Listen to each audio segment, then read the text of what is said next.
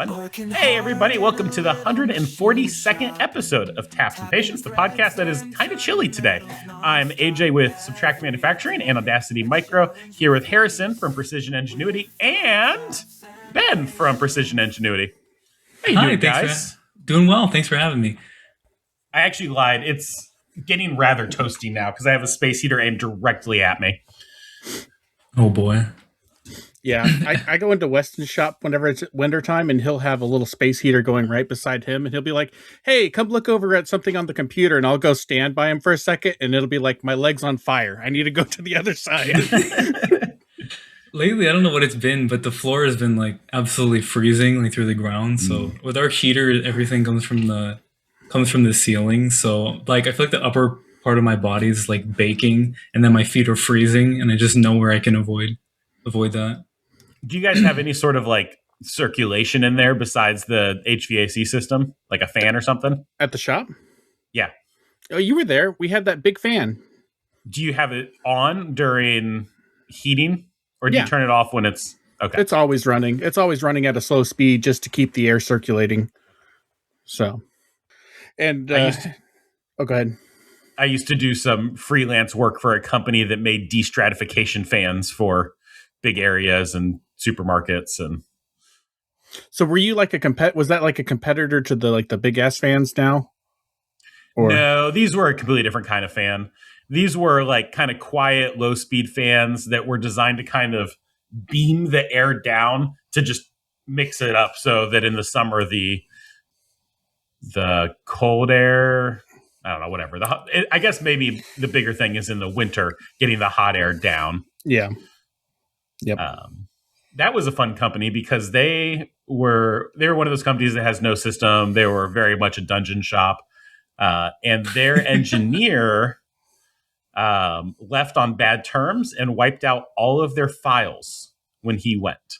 Ooh! So the only thing they had was G code for a turret punch. Oh, that's no fun. And so I got to reverse engineer their products from turret punch G code.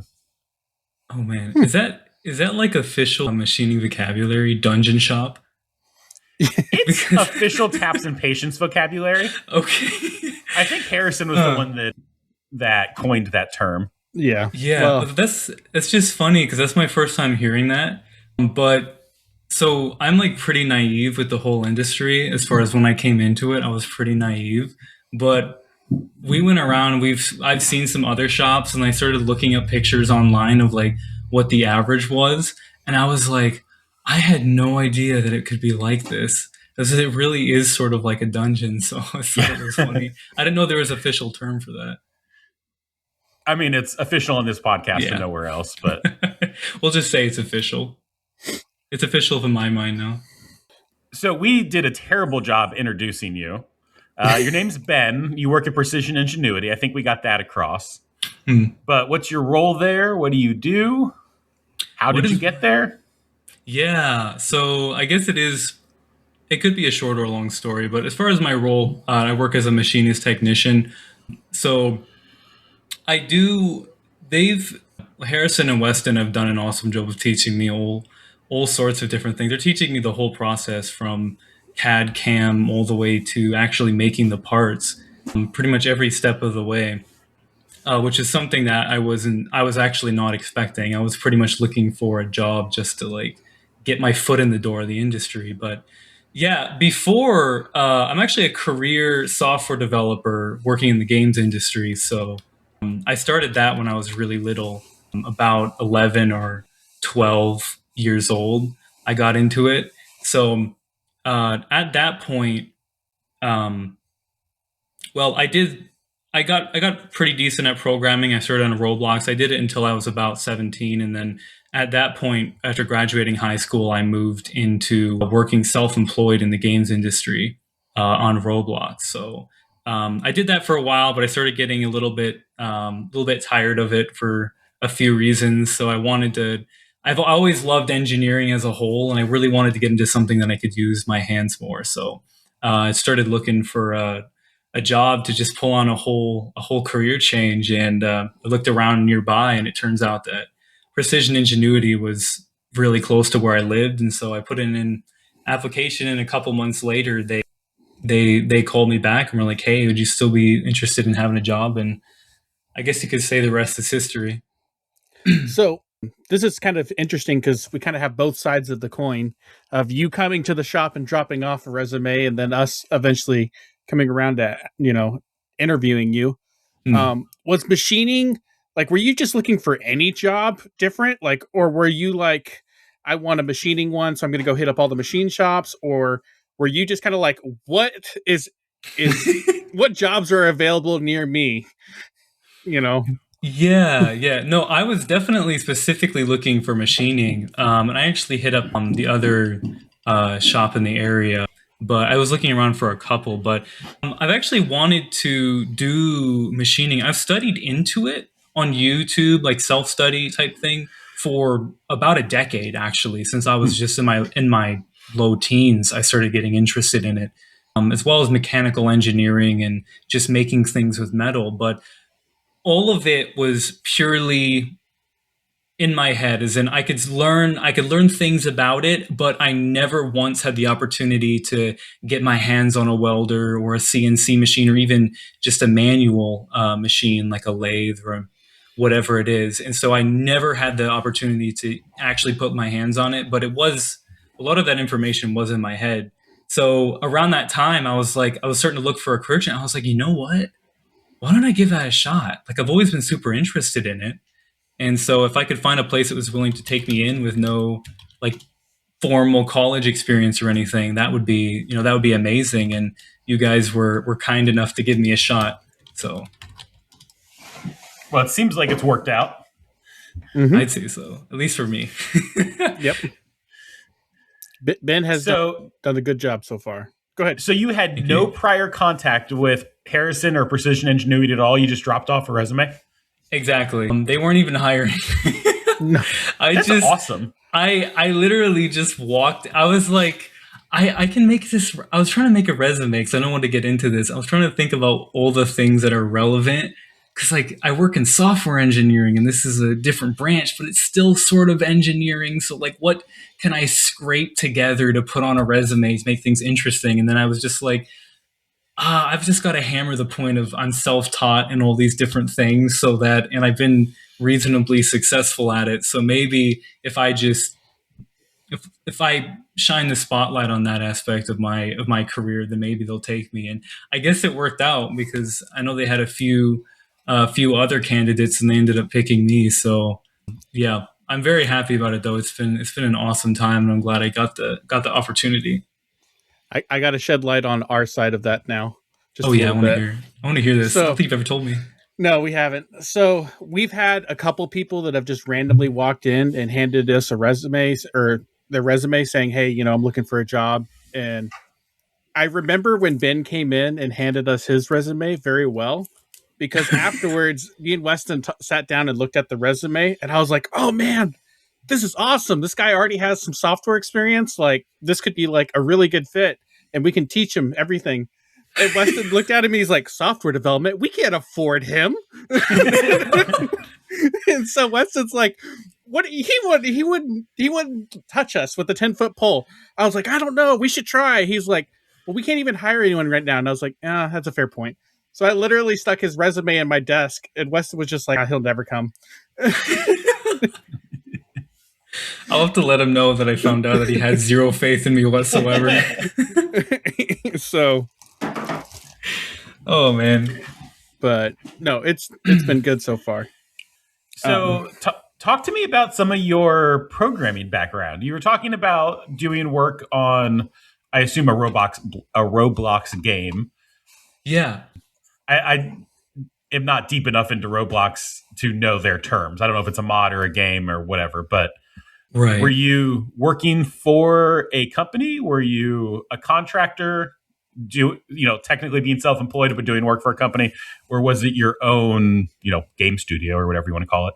Gotcha. So I was always a contractor, but starting out, I had no resume or anything I could say other than, hey, I've been doing this since I was 10, 11 years old. So I started right out of high school when I was 17.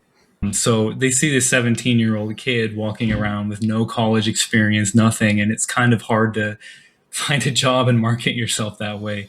So I just had to find something that would work out for me.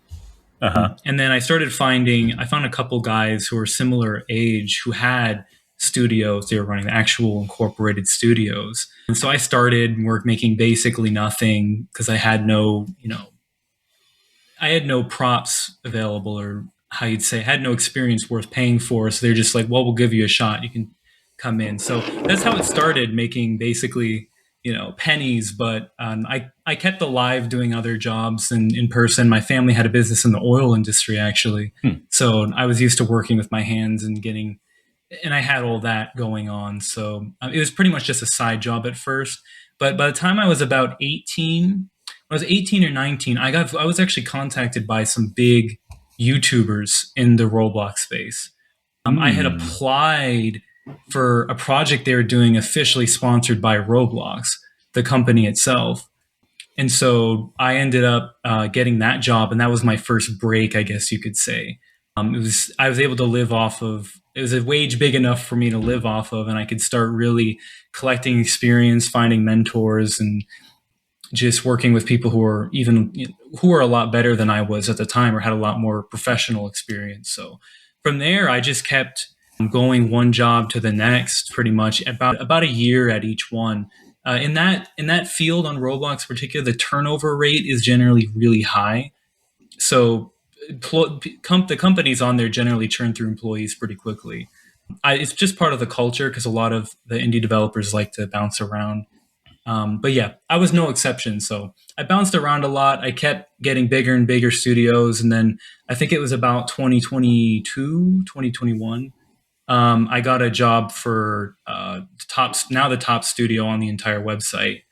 So they now have, I think, about 100 employees, somewhere around there. So it's a pretty big studio especially for games in general, but especially for Roblox. So I started working for them, and I ended up working for them for a year and a half, and that was just huge for me in terms of experience. I was able to find some mentors who were really, really good at what they do, and they taught me a lot. And so I went from there, and now on the side, I've pretty much completely shifted over working full time for Precision Ingenuity. But on the side, I still poke around with game development. I do off contract jobs that are part time, just for people I know and other smaller companies. But yeah, still staying busy with it. But really, what brought me out of it was I'm not I kind of mentioned it before, but I'm not really the type to stay still behind a desk. And after doing that for I say so many years, it's only been 7. But after doing that for 6 or 7 years, I was really getting tired of it. And I was like, I really want to get out and make stuff. I just really want to make stuff. So that's what pushed me to start making a career change. Cool. So, all right, I want to take one small step backwards. I do have some idea of what Roblox is and how it works. I think most people will just see it as like weird Minecraft. But what are these companies doing as part of Roblox? Like, how are they making their money? Like, how does that ecosystem work? Yeah, so that's a great question, and not a lot of people know about this, but essentially, Roblox is completely free to do anything you want as a developer. They offer every single service, all the backend servers, everything you could want for free, regardless of scale. Whether you have 0 or 5 players, 5 CCUs, or 1.5 million CCUs, they charge you nothing whatsoever. So there's 0 starting cost. So essentially, most of the companies on Roblox, if not almost all of them, they were started by teenagers, 17, 18, 19 years old, who initially they didn't have a company, but they made a game for free, just in their spare time outside of high school or college, and then it got traction, either just by luck or they did they worked hard on it, and it ended up being pretty well made, and so a lot of people were interested in it. And then from there, they had so many players that they could turn into a company. But as far as how you make money, Roblox actually, how it works is all players can buy virtual currency on Roblox. They call it Robux, but they pay, all of their money goes to Roblox directly. And then how developers make money is by when they make a game and then players spend that currency on your game, Roblox will sell you back a percentage of the money that they spent on your game. So that's essentially how the economy works. And it is a pretty small percentage. It's only like, I think after all the fees going through the market, it's probably like 35% of what the players are originally spending, somewhere around there. I don't quite remember what it is like nowadays. Xometry. Yeah. It's very little, but at the end of the day, the amount of work it takes to release a Roblox game is so small compared to, let's say, going into Unreal or Unity and making a project and trying to sell it on Steam. And the audience is massive and very easily accessible with basically free advertising. So because of all those things, it ends up making up for it. A lot of the people I work for, a lot of these companies, they make one game, they get 15,000 CCUs, let's say, which is 15,000 players at a time pretty much throughout the day on average. And that game can easily make $500,000 a year. Wow. So with that, and that type of game often only takes 2 people working full time to maintain. So they split the money and then both of them make, $250,000 a year. So it's a gold mine, honestly, for people like me, especially young people who are trying to get into the industry and are really good at self-starting, studying themselves, teaching themselves things. It has huge potential payoff. But yeah, that's the skinny of it. But I think there's a lot of companies that are interested in coming in and trying to capitalize on it. Larger companies from externally coming in, they're like, whoa, this is huge. Like, we got to get in on this.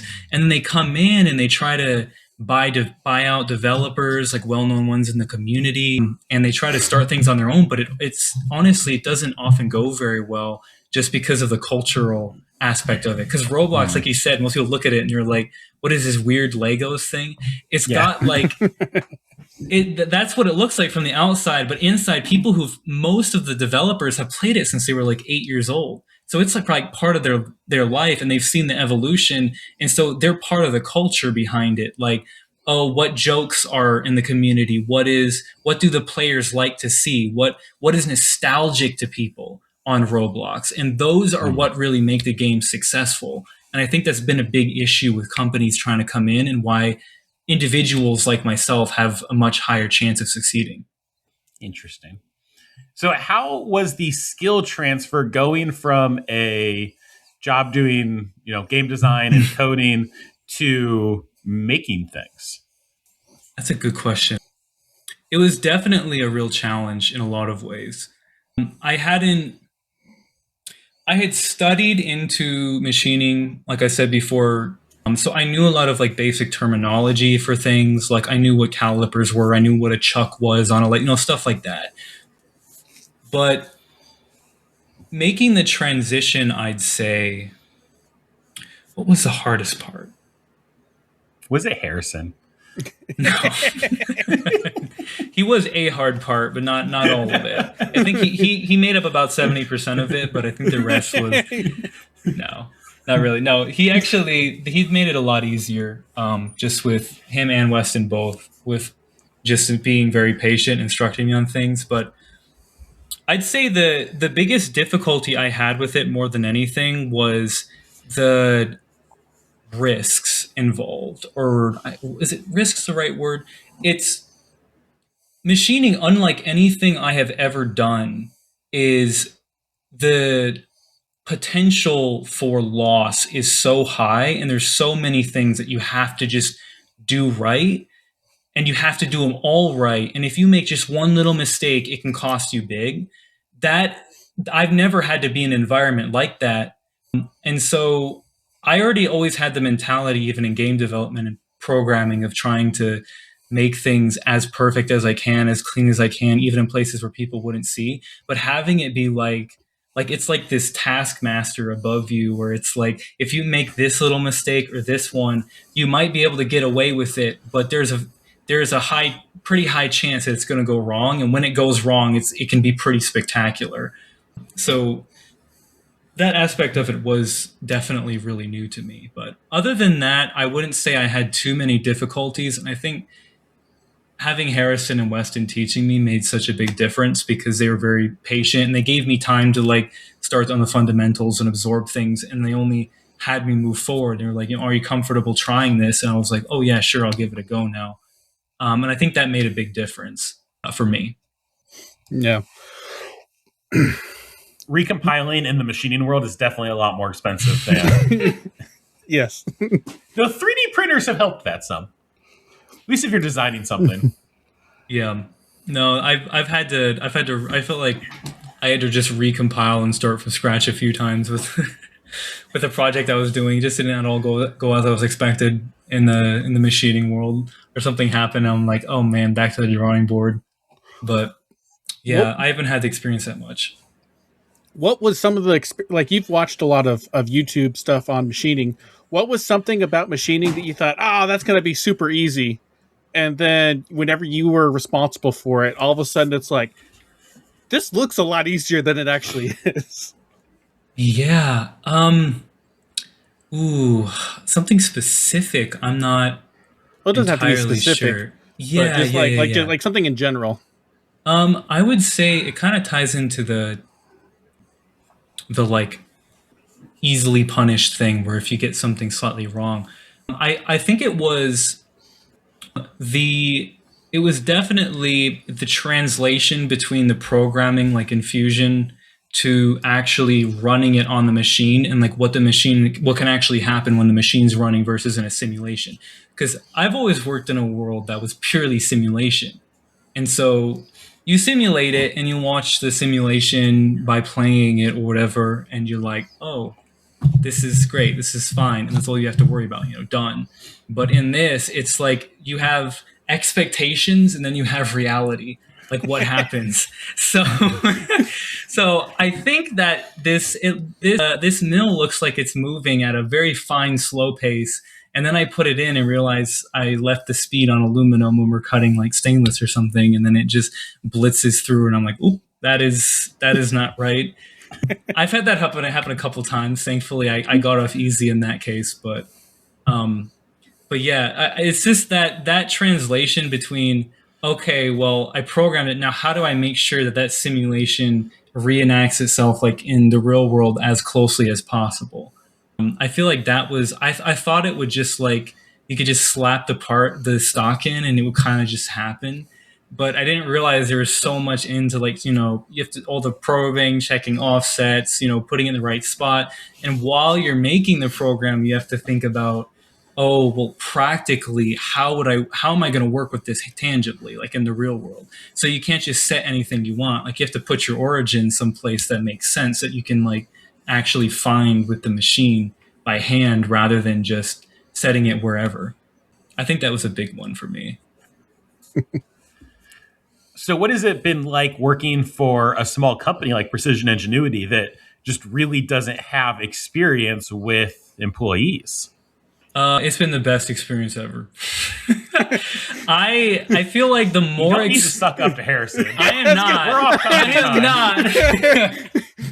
I'm not sucking up at all. So what I mean, we have a performance review in a few weeks, so this is going to go down in the notes.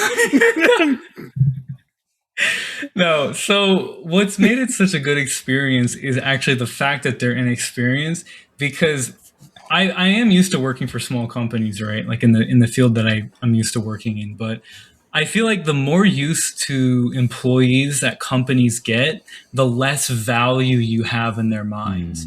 And so at the start, an employee is basically, if I'm the only employee or only have, let's say, two, then these two people are like become so instrumental in, okay, this is our one source of relief where I can go and do other things, or this is like the only way that I can get extra time. So I feel like the level of care, or like how much they care about your needs and your comfort, is significantly higher than working anywhere else that I've worked that had more employees. So rather than just being a cog in a wheel, you feel like you're a lot more instrumental piece to everything. What is your least favorite part of your job? Oh man, be honest. Oh, that's a good question. That is a good question. My least favorite part, probably, completely honestly, I would say just the stress element of it, because I don't like making mistakes. So, as like going into it and knowing that there's like 100 different ways that I could break something or like cause like a pretty big expense from doing things, and in reality I've never been in somewhere where it was like that. So, and I really don't like making mistakes. I like doing everything perfectly like the first time if I can. But going into it, and whenever I do make mistakes, at first I'm getting more used to it, to the point where it's like, okay, this happens, and Harrison's helped a lot with that, being encouraging. But it's still like that stress of that always, okay, if I get the origin wrong on this machine and I'm not paying attention, it could send the spindle into the probe, and then we're done for like a week. Like that, or having that always in the back of your mind is definitely, I find it stressful, and this stress can definitely wear on you, right on your nerves, especially if you've got personal things going on or whatever. And I'm a sensitive to stress type of guy, so I'd say that's been the number one downside. Because actually, part of the reason why I got into machining is because I didn't think it would be stressful. I was like, oh man, because I'm used to like posting up, being like the sole guy working at like midnight on a thing after 16 hours, 18 hours of grinding, and then having 100,000 people waiting for my content. And if I make a mistake like that, so I was like, oh, machining is going to be so much easier. I can just putt around, do my thing slowly, and there's not going to be issues. And it was like, and then I got like 100 of, oh yeah, from both Harrison and Weston. They're like, oh yeah, if you do this, that spindle's going to fly into the probe, and we're going to be out of the commission for a week, and it's going to cost us about $5,000, just so you know. And I was like, okay, that's good to know. but no, I think it's a good experience, and it's continually getting less stressful as I get more confident with what I'm doing. But that aspect of it, I don't think is ever going to quite get old. I think it's always going to be at least somewhat like that for me. As long as one of us doesn't drop a wrench while he's got his head against the machine. I cannot tell you. We got this new lathe, and it when it drops apart, it's got I don't remember exactly what you call it. It like takes apart. Parts catcher. It's a lathe. Yeah, parts catcher. When it runs and it drops it in, we have the other machine positioned in just a way in the corner where the sound like goes at it, hits the door, and then bounces up into your face. So sometimes I'll be like, reaming or tapping or something, and like with an M16, like the most terrifying thing I've ever done, and then it drops like the loudest part of its career right next to me, and it sounds like it explodes right in my face, and it's just nothing happened. I'm like, what? Like that's happened at least 5 times. I'm like, yeah, I think one element of machining that like is never mentioned at large is how in tune you become to sound while you're trying to set up a part.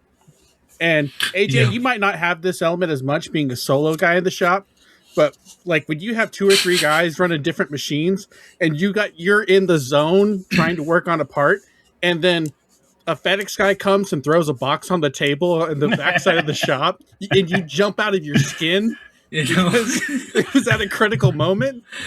Oh my gosh. The timing always works out perfectly too. And then I've been causing some havoc too, because I always wear these basketball shoes that have this squeak that's like the exact pitch of like some of the worst things that can happen in your machine. So like I'll just be walking and just go squeak, it'll just fill the whole shop with a scream, and then just, what was that? And everyone whips around like, what's going on? I'm like, sorry, I'm just walking. I have e-stopped machines before because of the sounds that were in my headphones from watching a YouTube video. Oh, I almost did that a couple times. And there's been a couple of weeks where like my dad has been in working on something in the shop, and he'll run an impact driver, and that'll freak me out. Our electrician, he does the same thing. That startles me sometimes. So basically same question, but about your like the actual tasks that you do. So not the mental aspect, but which of your actual tasks do you find to be your least favorite? Ooh, which task do I find the least favorite? I'd say probably. I guess it's kind of the tasks I find usually the things that I find the least pleasant. I don't nothing really bothers me at all, or like things that I find boring. The thing that I find least pleasant is like specific parts of, let's say, or operations in making a part. I think the worst for me is the tapping. It still gives me anxiety because like on the one of the first parts I made, I put in a left hand tap for a right hand hole. and it was like the first part I ever tapped, it went smoothly, like there's nothing wrong. I was like, oh man, this is so easy, nothing. And then I managed to pick a left hand tap out of the cabinet, and then we ran it, and then having it being like building up and like watching it get near the hole, and the split second it hits, it just cracks, and then Harrison's like, whoa, I'm afraid out of just like that's still like it instilled like some measure of trauma in me that I still never like I've never managed to play down. So like anytime I see a tap, the first time as it's getting like close to the hole, I can feel the pucker factor go up to like maximum levels as it approaches the hole, and then it goes in. I'm, okay, we're fine. And then as it's reaching the bottom, I'm like, and then as soon as it goes down, that part of it is probably that's like my least favorite thing to the entire process. But I would have said an alternative thing would be like I don't enjoy like just the production work as much, like just running the same machine over and over again. Mm-hmm. But that's until I have a stressful week, and then I'm like, oh, this is the best. I just don't even have to think about anything, and just I don't have to worry about tapping. Don't have to worry about keep running a program for the first time ever. I can just do something we've seen 1,000 times, and it's no stress whatsoever. And then I'm like, oh, this is the best. But yeah. So who's your favorite boss, Harrison or Weston? Oh, you can ask that. You don't have to answer that one. I don't have to answer that one. Well, clearly Harrison, because he's right. No, yeah. Whoever's closest to him at that moment. Yeah. Oh no, whoever's closest to me when I'm tapping tapping stainless with an M16. That's like that's my favorite boss at that time. That is my favorite boss in the moment. So what is your favorite task? We talked about least favorite. What's your favorite? Ooh, my favorite thing. I love programming. I love programming a lot, actually. They've actually started trying to get me to like, I say trying to get me to do it. Not like it's against my will, but I've started working on some of our post processors for Fusion. Oh, nice. Yeah, because I have experience with it, and I was like, and man, that sort of thing is so much fun to me. Like just getting it. My favorite part is more of like a conceptual thing, which is the fact that now that I can program things, but then at the end of the whole process, so I program and then I go out and I actually work on it with my hands and see it move things and come to life, basically, which is not really that's that kind of satisfaction you don't really get working in video games or software because it's all virtual. Like, yeah, you get a piece of art at the end, you could say, but it's not the same as having something in person that you can hold and like that you can keep forever, even if it was just like a personal project. And I think that aspect of going in and modeling something, let's say engineering that, and then going in and programming it, figuring out all the strategies to make it, and then having it end up as like an actual physical object. Like that's a huge level of satisfaction that I've never gotten before. So makes sense. Well, if you ever want to come help Jacob at Subtract, I'm sure we could use some freelance work. Not to poach you on the podcast, but I'll keep that in mind. My email is always open. Easy guys. Okay. Have you looked into the Fusion API at all yet? Yes. I have started to just a bit. I haven't gotten into specifically Fusion's API in Python for generating things. I've mainly been getting on a more of the post-processing side, but I want to, though, for sure. That's on my list of things to do. But I guess lately we've been pretty busy, so I haven't had a lot of extra time for just like learning things that aren't immediately like necessary for the job. But that is something I really want to learn about for sure.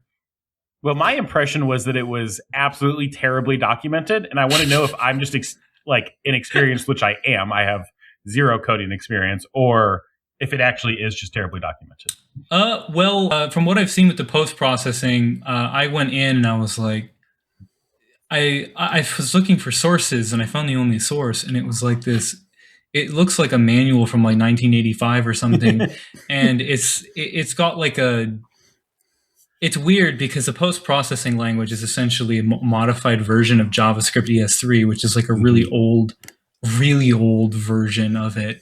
And they modified it, and they essentially made it so it uses what we call in programming as auto magic, which is you just have random functions and things you can do that aren't explained or shown anywhere. They just work. You just type it and it magically happens. And it's like, and so that type of thing, that type of programming, not very fond of it.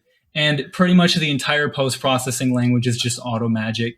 It's just like, here's this function you can type. This is sort of what it does, figure it out. And then you have they do give you some nice tools. Like in VS Code, you can get an extension that actually lets you preview. So you can get the base NC produced by a program, let's say in Fusion, and then you can pre-process it with your live code as you write the post-processor. So it'll actually show you in real time the output as you're changing things, which is really nice. But having your entire ecosystem set up in a way where you have to use this one piece of software with this one extension to even know what is going on is not at least I don't think it's the best approach. But I guess they figure anyone who's desperate enough to actually get in and learn how to program and do anything generative with code is like, well, they're used to beating their head into their keyboard, so they'll probably be fine. Was that the extension that was written by Pete at Chatter/Toolpath? Because I don't think that was an Autodesk tool, was it? I don't know if it was. I'm not sure who wrote it. I don't have. I can take a look. I know. It's called the Autodesk Utility something, I think. Autodesk Post Processor Utility. We have a song for this. Googling on the podcast. Googling on the podcast. See, what do we got here? On the podcast. That's what we do all day. All day. All day. Aha! I found it. The Autodesk Fusion Post Processor Utility with 5 5-star reviews. 5 5-star reviews. Definitely not paid It's actors. like 25 stars. Exactly. So who's the publisher? Was it Pete at Chatter or? It's officially Autodesk. It says. Oh, okay. Yeah. Oh, good job, Autodesk. Yeah, good job. Hey, I had no idea what was going on, and then I was randomly looking at it, and it just started working, and I was like, oh wow, cool. Well, I guess it's doing something. I'm not sure what it's doing, but it's doing something. I would love to know how the Toolpath guys figured out how to do Toolpath with Fusion.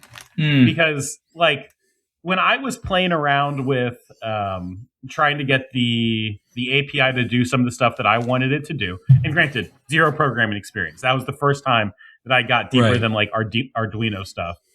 And I just couldn't find any information about CAM. It was like you could get some names of setups, and that was about the only thing they had documented. So how Toolpath is making toolpaths, I don't have a clue. Yeah, I know that a lot of programmers with stuff like that use like base reverse engineering concepts, or if they can get a hold of source of different parts of the source of Fusion, or maybe get something in where they could track like API usage, and they can figure out like just through inference what it is. But it is very much a face desk experience. I'll have you know. So I have mad props to those guys. However, they figured that out. I was actually wondering the same thing. We were using Toolpath some, and I was like, I would not have wanted to be on the team that figured out how this works to find everything. And so, especially like looking at how it generates, it does. It's doing.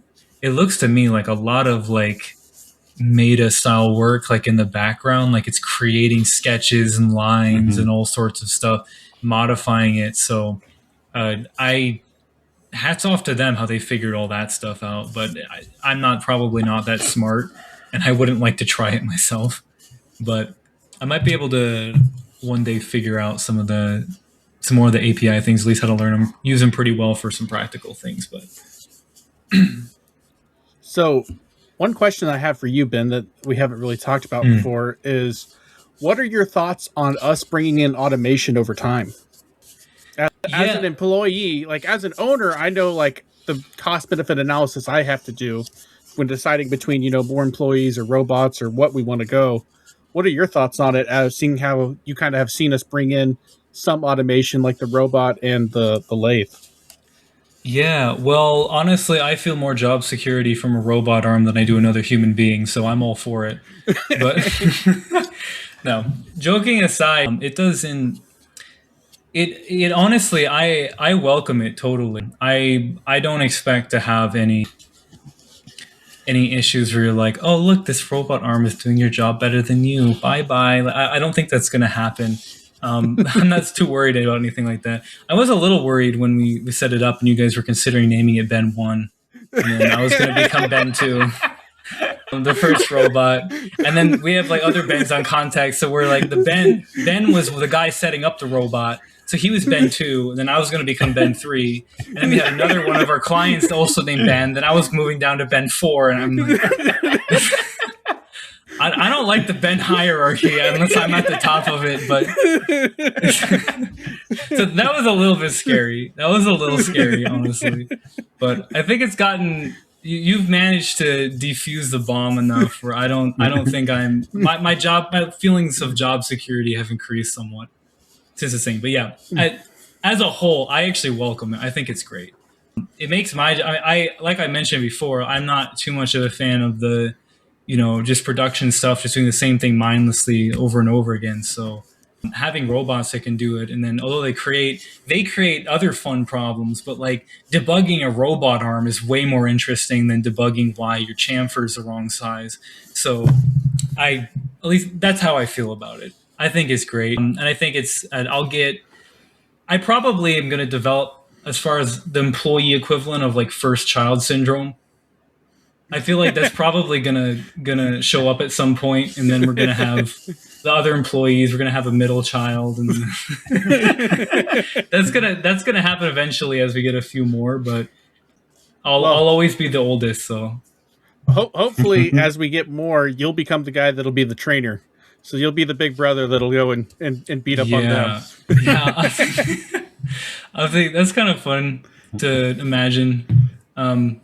Because right now I don't have any like confidence about being able to do it, honestly. But I feel like that training is like, honestly, like I think one of the things that helped me learn so much was because you guys learned yourself, and so you didn't with machining. Like I know you both you and Weston were basically self-taught, so you didn't have someone above in like a classroom setting, like just dumping in knowledge into your head, and like you don't know why or like what the reasoning behind things is, other than that's just how you do it.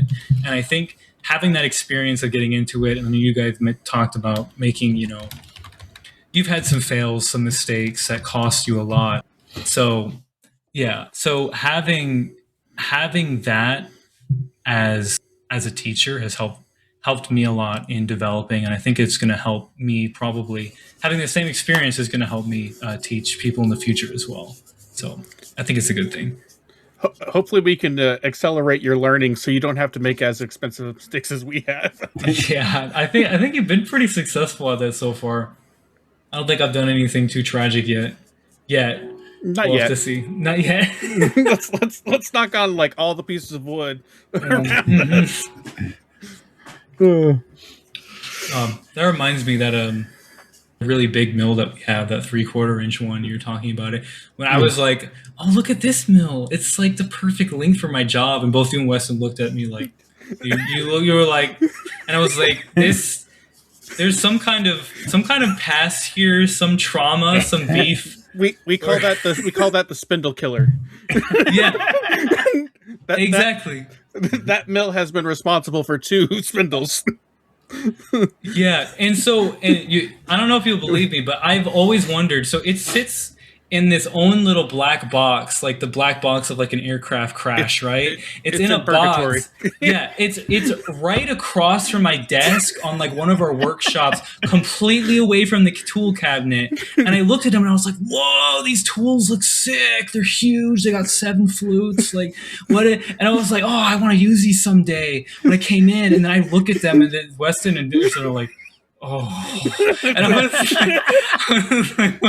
was like, why? And I was like, "Hey, can I use these?" And they both just like get all wide-eyed and bushy-tailed, and I'm like, "Oh," I was like, "Oh, why?" So they're those tools we keep in the corner of shame, except for emergency situations. And I got to use them though for the first time not too long ago, and it was sort of fun until Weston told me why they didn't like them, which he only told me after I loaded it in the machine. It was about ready to run a first-time program with it.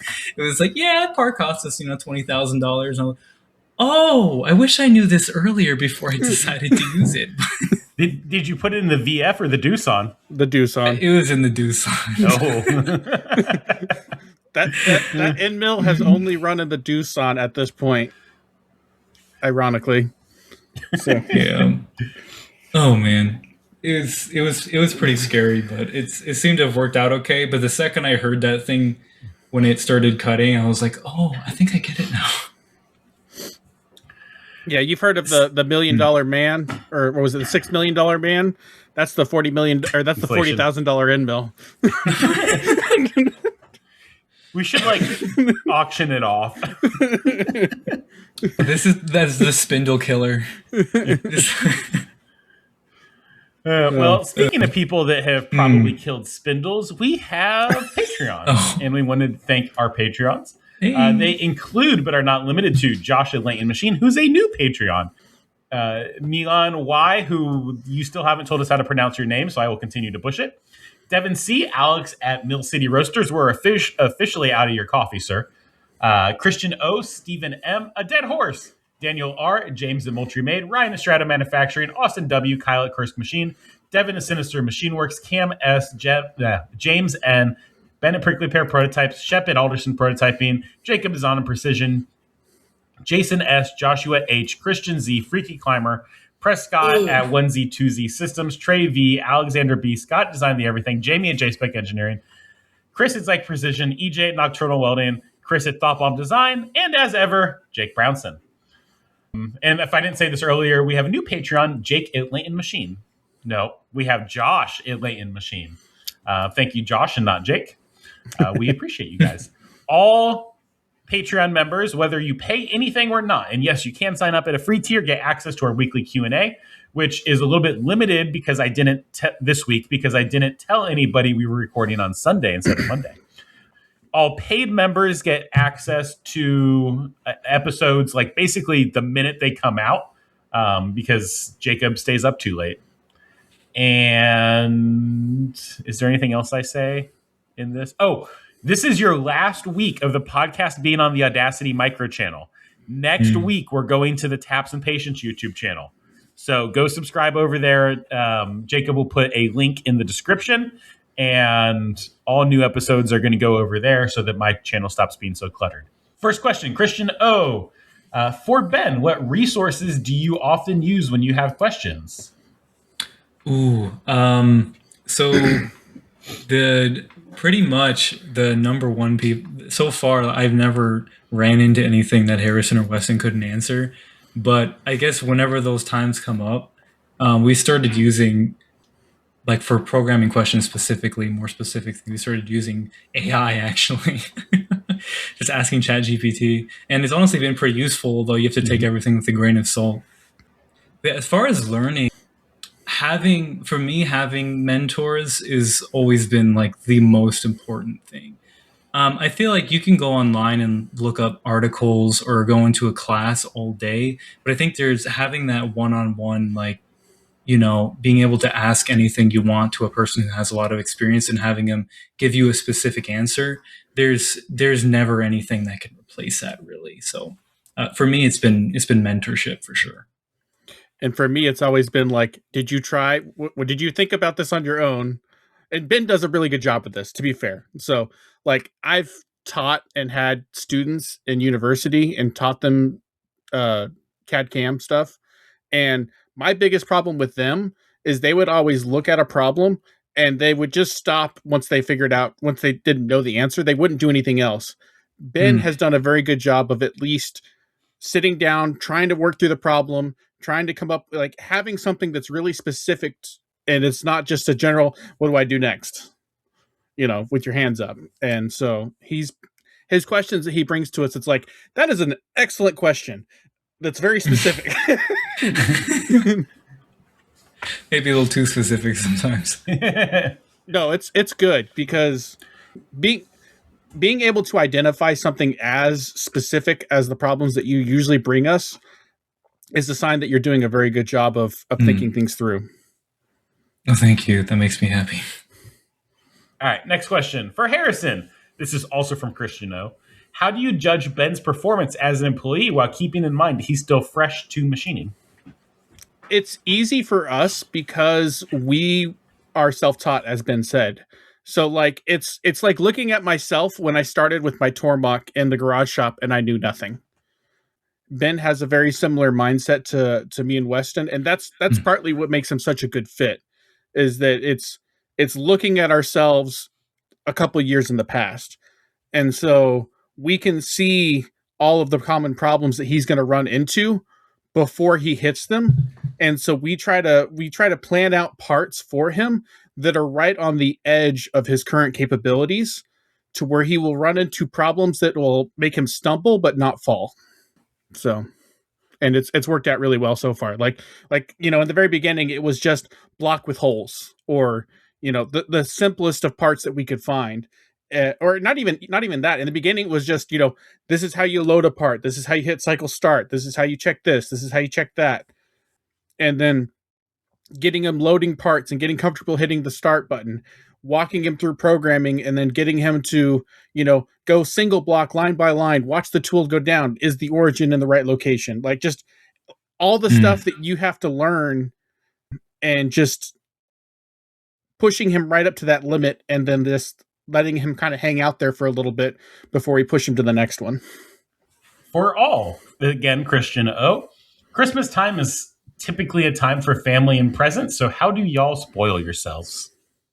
Ooh, that's a good question. I'm going to take the first spot. For me, it's eggnog and whiskey. Get a nice bottle of whiskey and some eggnog. There's few better things for me as far as a treat. I don't get to do that very often, so I love it. I don't really have a treat other than like getting together with big groups of family. I grew up in a family that was a little bit odd, as a kid, we had a family bus that we would load up like with 20 or 30 people and travel the US. So just getting together with them and playing games or hanging out, doing stuff like the Dirty Santa and trading gifts, playing card games. I'm sure as Ben will have a pretty unique perspective. My family is constantly stopping by the shop and visiting, and is highly involved with the business, and at least just seeing what's going on with it on a daily basis. So yeah, I think for me, it's definitely just like actually giving myself some downtime that doesn't really exist for me most of the year. Yeah. But like, this December, other than like that one little subtract job that I did a video on, the belt buckle, like I haven't taken any more job shop work. I've just been working on subtract and, kind of doing some general puttering around my shop. At the end of the month, we're going to go on a big, tour of the East and go visit a bunch of machine shops out there. Which, by the way, if you're a machine shop on the East Coast, we'll be in like Virginia, New York, New Hampshire, and everywhere in between. Send me a message. And the people who have sent me a message, I know I haven't responded. I'm sorry. I'm terrible about this, but I'll make a schedule soon, and I will talk to you then tomorrow. I promise I'll do it tomorrow. But yeah, just like, taking the time to just kind of hang out and have fun in the shop. Last year, I made some little knives as gifts. This year, I have a couple things that I'm working on, and I don't know, some of those will probably be YouTube videos. Some of them probably won't. That's just like not something I really get to do during the year very much, or the rest of the year. One project we might have to have Ben do for us is I've always wanted to do like a gift for our customers. And Oh yeah. And one thing that Ben, I haven't shown you this before, but there's a guy named Dylan. He kind of had a small podcast. We kind of shout him out every once in a while, try to help him out a little bit, because He's that guy from South Africa, right? Yeah. No, he did South Africa. No, there's a guy who's if you say his name 3 times, he will also appear. Oh boy. But no, Dylan did this thing a couple of years ago, and he posted it on Instagram where he did like a Christmas ornament that he machined with his company logo on the back that he gave out as a gift. And so ever since I've seen that, I've wanted to machine some sort of little trinket that we could give to our customers. It's just from like August to end of year is like the crazy time in our shop. And there's just not a whole lot of time to fit that in. So realistically, we need to do our Christmas gifts in like June or something. Yep. I'm hoping to get some stuff done like that this year. We'll see. All right, last question. Kyle at Cursed Machine. For Ben, what is one thing that you wish you could change in the shop? And what is one thing that you never want to change? You want it to always be the same. Ooh. Oh, that's a good one. I guess what would that be? I think the one thing I'd never like to change is, I mean, this is gonna sound kind of like I'm sucking up, but I do. But the number one thing I don't want to change, I ever want to change, is the focus on quality that we have, or like attention to detail, or just said in one word, just caring about things. I've never I've always been even programming wherever I've worked. I've always been like really serious about details, even in places that people don't see. Like a customer is never going to see the inside of your shop, how you organize your tools, all of that. They're never going to see that. So it might not directly impact, your brand image or whatever, but Harrison and Weston care a lot about that stuff. And they do put a lot of time, even overtime, into making sure that it's organized, it's clean, it's pleasant. They've invested a lot into just keeping, making sure the air is really clean, which is, I have a lot of health problems, especially related to breathing, environmental things. So having that for me is a huge deal. So just caring about everything you do down to the small details and caring as much as you possibly can, given the time you have, I think that's the number one thing I would never want to change, for sure. As far as one thing I would change, that's a tricky one. The thing I most wouldn't want to change, I would say, what's that? I was going to say, I have a list of things to change. So I'm curious. He's got a list, and man, what would it be? I guess it's really not like a very condemning point, but I would say like this is something that they're going to need employees to be able to help with it, because it's kind of hard to find stuff like this, but things that work a certain way only because like Harrison and Weston have been there from the beginning and they set it all up this way and it works this way because they're used to it.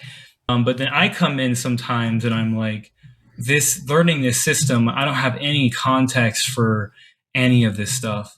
And they've been working a lot to try and help with that. It's mainly the things like how you number your tools or how you have them organized or whatever. Because right now our system works great for a 2-man shop where they were there from the beginning. They have them like Harrison knows every number. We keep all our tools numbered from 1 all the way up to into the hundreds or thousands or whatever. But we have them all numbered and they always keep the same number pretty much.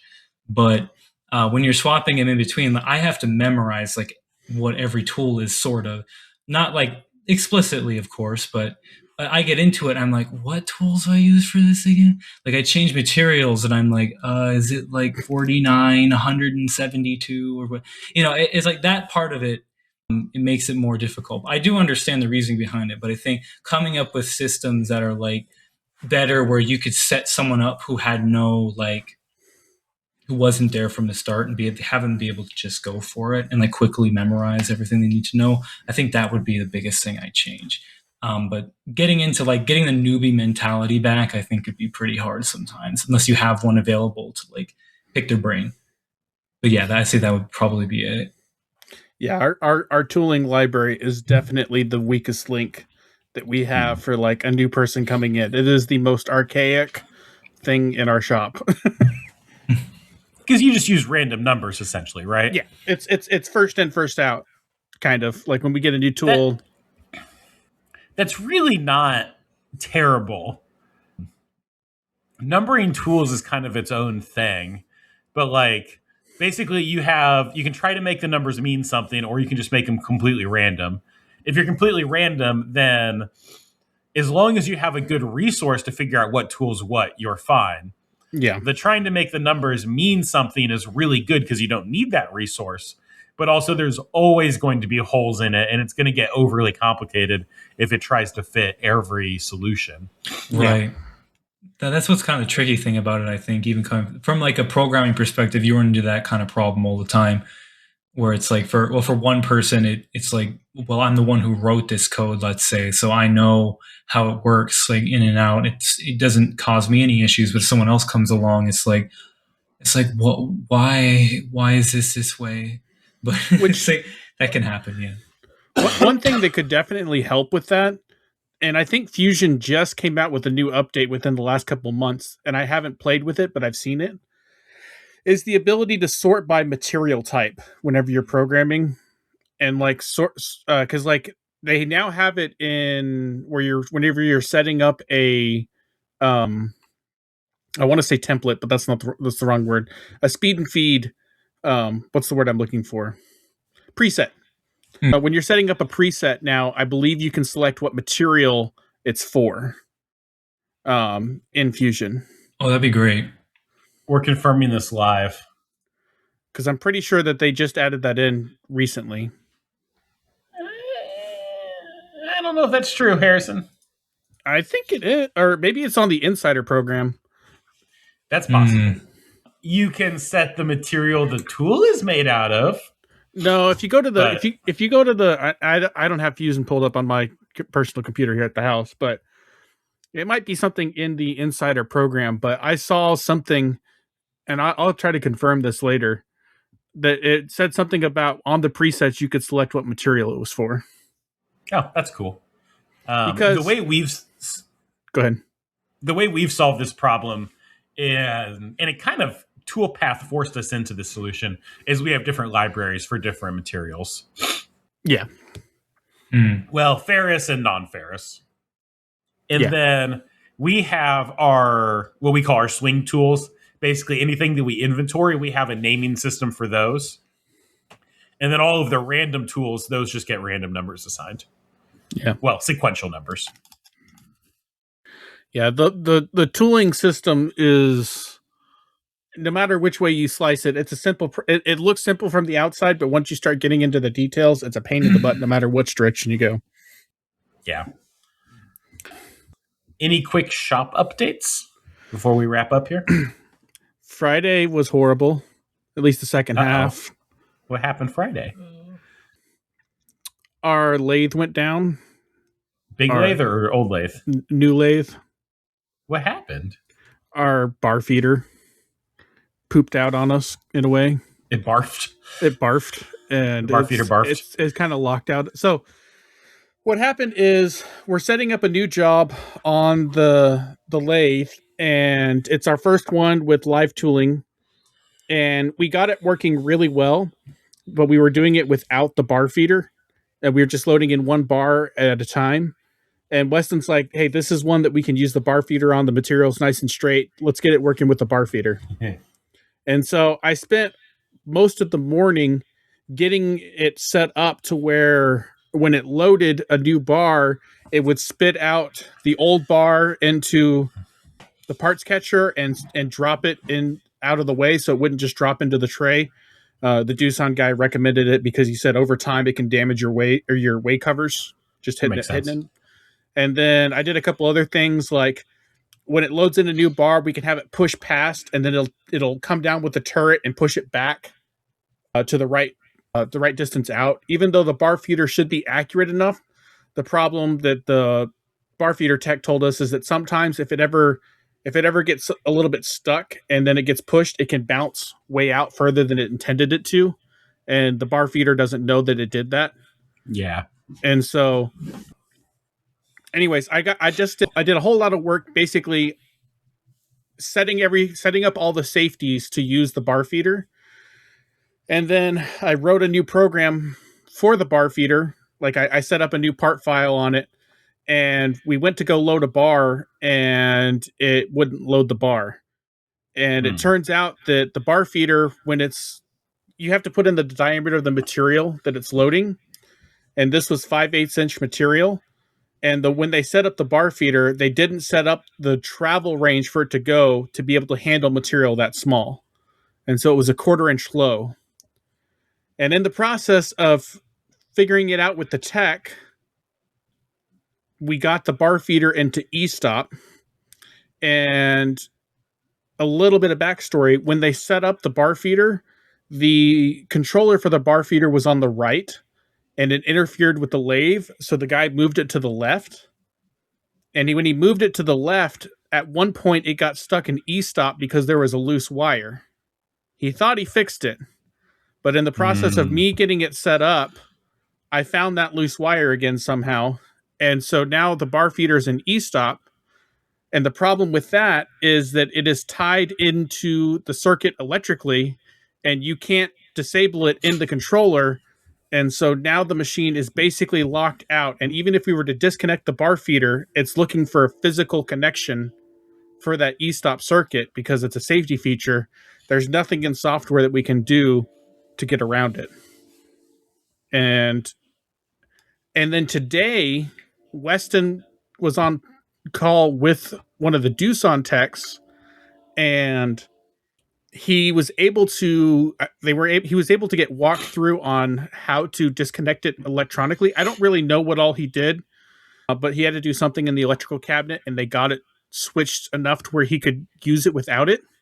Mm-hmm. And the problem is that when the e-stop went off the first time, it went off of e-stop in the Harrison, I think we lost audio from you. Oh, did I think I accidentally hit my keyboard and muted myself. Is that better?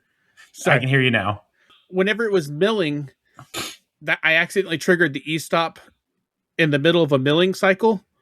And for whatever reason, now that it's like electronically disconnected, because of all the stuff we've been trying to do, there's something where it's not recognizing the encoders or something on the spindles. Weird. And so it won't turn the spindles on.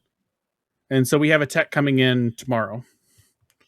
But like it's basically the bar feeder took a dump and it's spreading. Yeah. This is a problem. This is the problem with buying systems that aren't made by one machine tool builder. Like when you have to integrate a bunch of things, they're just kind of Rube Goldberg-y. Mm. Yeah. And there's kind of a whole series of links that just you hope work together, and sometimes they do and sometimes they don't. Yeah, and the thing that like really ticked Weston off is that he didn't want the bar feeder set up until we were ready to use it from the provider. But they basically, when they got dropped off, they said, hey, we have to have a tech here and we have to get everything set up. You guys can't use the machine without it. And he didn't push back hard enough on them because ideally we didn't want to have the bar feeder installed until we were ready to use it, because we were worried that if they installed it and then 2 months later we started using it, we would have this exact problem that we're having. Yeah. So, because if the tech was here and it was the first time we were running it, all these problems could be solved right then and there. Yeah. Is that covered under warranty? I don't know yet. I better be. or I'm going to raise a stink over it. So, but yeah, no. So like we had that problem on Friday, and then we've been having a problem. We're getting the robot set up on some guitar parts, and the parts are so light that they are not popping out of the aluminum soft jaws after it's done. And so I've been trying to figure that out. And so, like on Friday, everything kept going wrong. It just seemed like it. And then what capped the week off, I can't believe I'm going to tell this story. What capped the week off is like it was Friday, just like the end of the day. I was so done. I was so done with everything. And then we went to church the next day. And at the end of church, I'm walking out to my car, and I get in my car. My wife gets in my car. We're heading back, and I'm like, I smell a dead animal. I stepped in a fresh pile of crap walking to my car, and I didn't know it until I was halfway down the driveway, or halfway down the church's driveway. And then at that point, I had spread the crap all over my floorboards because I didn't know it. And so, and it's cold. It was so cold. And so I get out, I pull off on the side of the road, and I'm just running across the field with my shoes, trying to like do like the little shuffle. And like everyone at church is driving by and looking at me like I'm crazy. And I get out and I get my floor mats out, and I'm scraping them on the grass, and like everyone's just like looking at me like, what happened? And then the smell was so bad. It's still a little bit in my car, if I'm honest. Like we had to drive to my parents for lunch, and I had to leave the windows down, and it was like 30-degree weather. And so we're just freezing our butts off, but it's like either freezing cold or feel like you're going to gag from the smell. And so we chose the cold. But yeah, no, that was like the very end of my week. And I texted that story to Weston after I got back to my parents, and he was dying. He was I was like, I'm glad this made someone's week a little bit better. Oh man. That's horrible. So yeah, my week literally ended in a pile of shit.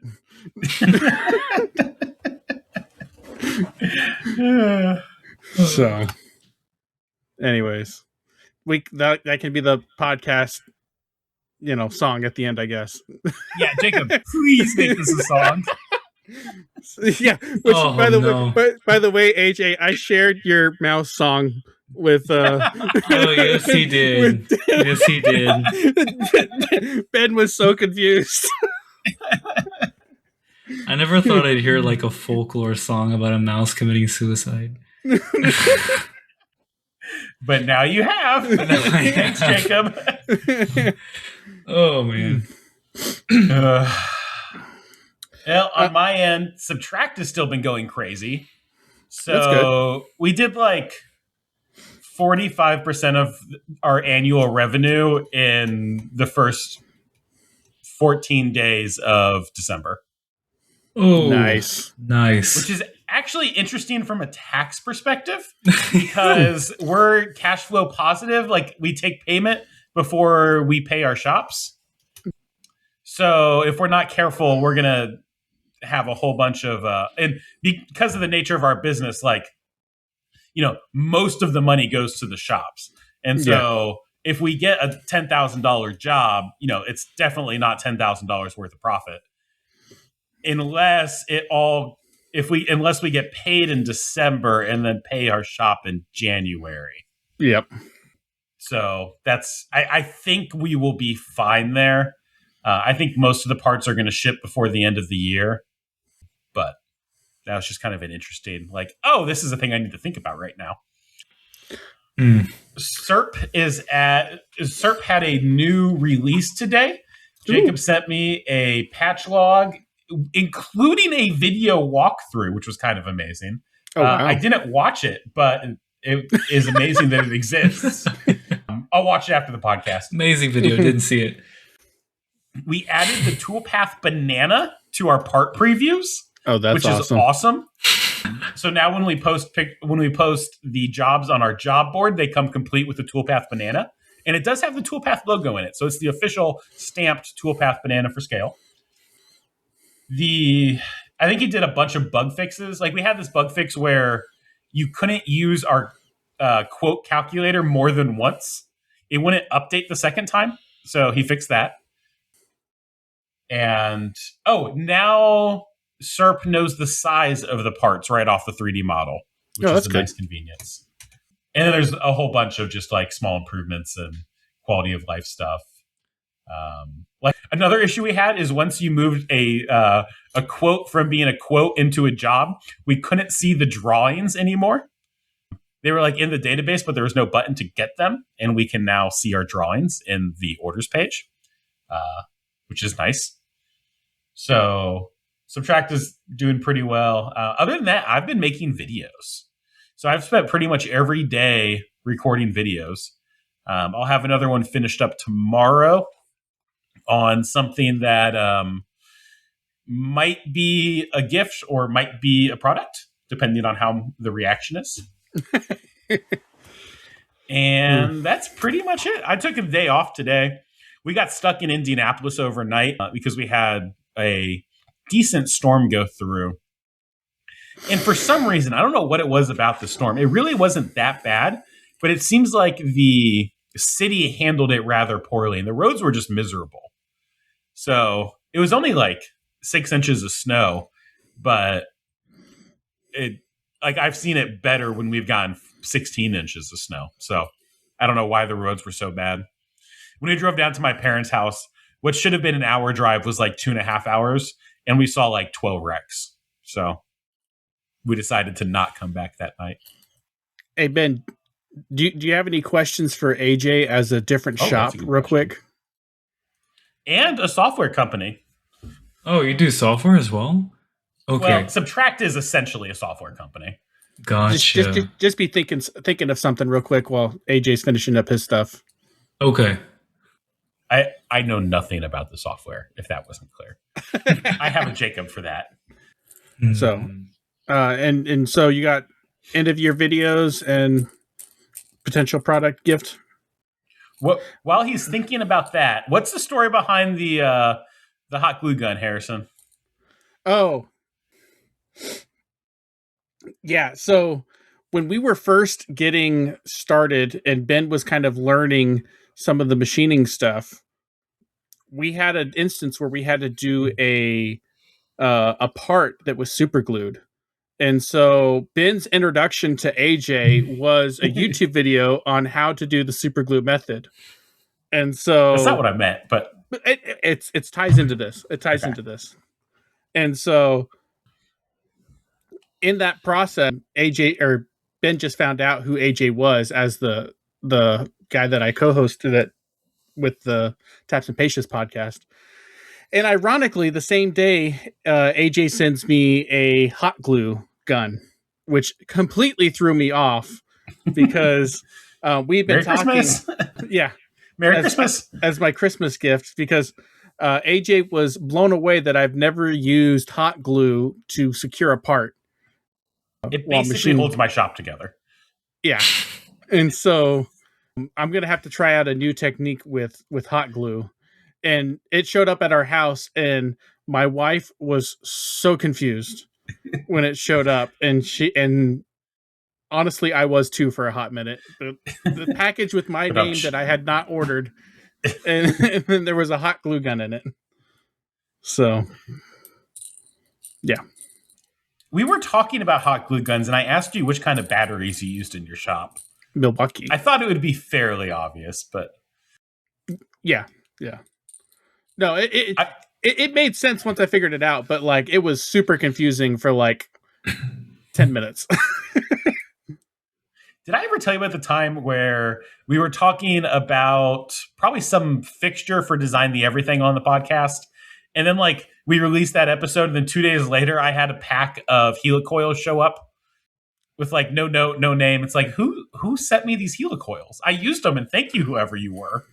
But like, I still don't know to this day. I suspect it might have been Dylan, but Yeah, it might have been. I was very confused by that. I'm still confused by that. I got I got a package. I got a couple packages this week, actually. I got T-shirts from EJ. So I think EJ heard me complaining about how all of my orange T-shirts were getting dirty. And EJ sent me 7 Subtract T-shirts. Subtract's first merch is from EJ. It does say at Nocturnal Welding with Subtract, but they're pretty awesome. And I will now start wearing orange shirts again because I will only have dirty, nasty ones like I did before. And then I got a orange anchor point from the unnamed South African man. It is beautiful. You should see this thing. It's like jewelry. I had one of his prototype units before, but this thing is just art. So what's the difference between the prototype and the full blown one? In function, they are exactly the same as far as I can tell. It's just refinements to the machining and some of the design, as far as I can tell. I know he added some stuff for like. He has, I think he calls it like his mooring system, harbor. Is that for the 4th axis where it's a little bit more rigid? No, it's the one where you can lay out multiple on a table. Oh, okay. But I believe there are some like pneumatic access points from underneath, so that if you can open multiple at the same time with one valve. Gotcha. Oh, thank you, Jamie. I'm going to use that with this project that I'm working on right now. So I think my next video, I'm breaking up this project into like 3 videos. My next video, I'm going to make some pallets for the anchor point. And then in the next video, the way I'm making these parts, I have to do it knife maker method. And making a row of pallets is a pain. So I'm going to throw my anchor points back on my table and knife maker method it. As a potential gift / business product, who's the gift going to be for? I don't know. Oh, I was wondering if there's going to be a Patreon gifts or something. I considered that. There might be too much time involved to send it to all of the Patreons, maybe our top tiered Patreons, but we shall see. We could actually. I could farm it out to Subtract. That's what I was going to do if it became a product. So okay. Maybe we just fund that. But I don't want to put words in your mouth because I have no idea what this is at this point. I just curious. I promise that I'm working on a Patreon gift somewhere between now and the end of January, probably. So don't assume it'll be in December. I will try, but it probably won't happen in December. So, Ben, did we ramble on long enough for you to think of any questions for AJ? Yeah, actually, I do have one. That's what we were doing. Yeah. So I mentioned before how like probably the most difficult part of the job, at least so far, has just been that stress element. What was the most stressful time for you as a shop owner? And why was it stressful? And looking back, what, if anything, would you have done differently to make it better? So that was definitely when I was finishing up with Design the Everything and moving into Audacity. I gotta put in a little bit of back history for this real quick. AJ started about 47 different companies, and so this was between 2 of them. That was number 1. Oh man, that's funny. So Design the Everything wasn't working. We were running out of money, and then I ran out of money, and then I started Audacity. And so when I was starting Audacity, I had no cash, like at all. And trying to juggle I need to buy tools and materials, but also I need to pay bills. But also in order to do that, I've got to finish this job. But in order to finish this job, I need to buy tools. And then, oh no, I broke the tool and now I have to overnight another one. Like cash flow issues at the beginning were terrible and so stressful and the worst. And it took me a long time before I got, any sort of cash built up. Like we were living off of nothing. at those times. We're still living off a pretty tight budget, but it's now by choice. Back then we were like, do we get groceries this week or pay the bills? So yeah. Would you say, I'm sorry, go ahead. I was just saying we've outgrown that now, but those were stressful times. Yeah. So do you think that, there's probably, I don't know how many of the viewers fall into the category, but I'm only 24. I'm a young guy. I've spent a lot of time with young entrepreneurs and people starting companies in their late teens even. Would you say that you would have taken the same route again with just like jumping into it? Or would you say you would have rather, or would have been better to just wait and build up some starting capital first? Well, I had the capital. I just didn't use it wisely with Design the Everything. Oh, okay.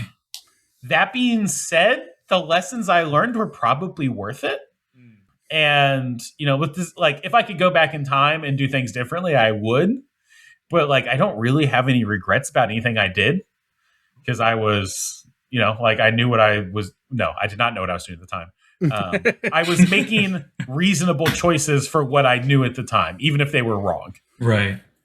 Okay. So I think I could have made Design the Everything work, like, with what I know now.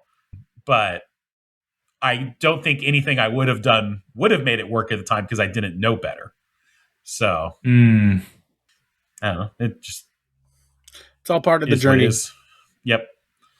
Yeah, I feel that for real. There's always that balance between taking the time to get more knowledge, but like in order to do what you have to do to get more experience, you have to use with what you got at the time to make it work. Yeah, I've been there. And sometimes you got to break a few spindles to figure out the limits of and shun a few tools. The biggest mistake I made with Design the Everything is not stopping sooner. Like, I tried to make it work for too long. If I had made the switch earlier, and like I had already started working on it, like I did the Xometry part and stuff a couple months beforehand. But if I had just committed to making the switch earlier, like where I still had cash in the bank, it would have been a lot easier. And I don't care how many YouTube videos you watched, how many autobiographies you read, like nothing's going to teach you that until you do it once or twice. So. All right, guys. It's that time of the podcast where we say goodbye and say thanks for hanging out. So thanks for hanging out. If you like this, please like, share, subscribe, tell some friends. And yeah, Ben, thanks for hanging out with us on this podcast. And you have the honor of being on the podcast before Weston. So now you can go rub that in his face. I certainly will. Thanks for having me, though. It was a blast. So yeah, we'll catch you guys next time. All right. See ya. Taps and patience, our daily grind. In this machine shop, we'll always find joyous struggles, all intertwined. Taps and patience, one of a kind. Okay. We call this part of the podcast the awkward goodbye. The awkward goodbye. Just lean into your microphone. No, not really. Yes. Oh. It's like that. It's like that after party vibe. I've been to enough like conferences. What's funny is watching you two both move in at the same time with Ben not knowing why you're moving in.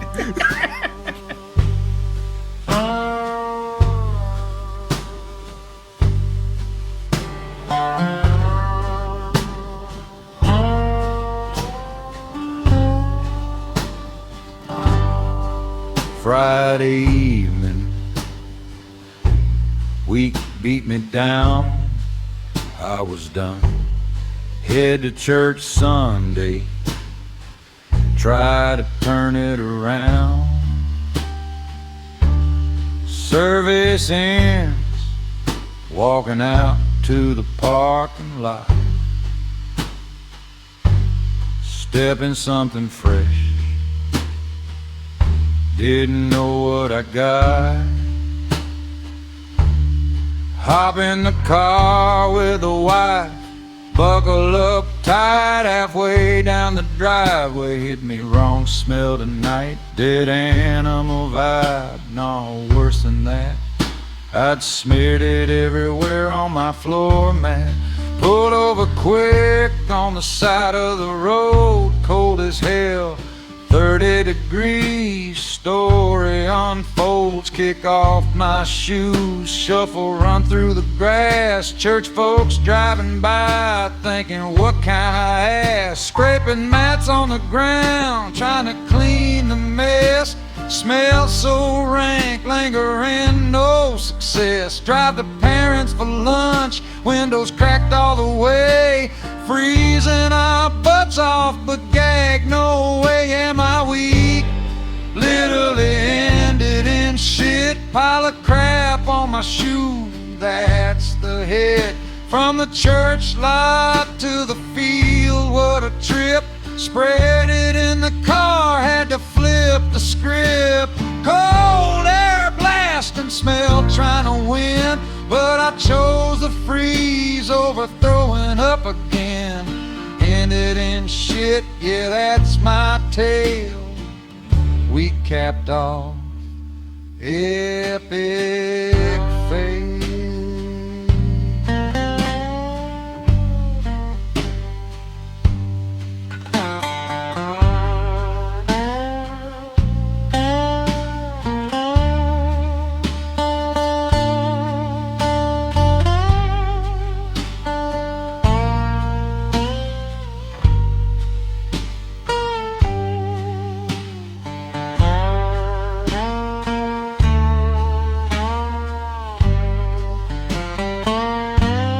Texted the boys, Weston dying, laughing hard.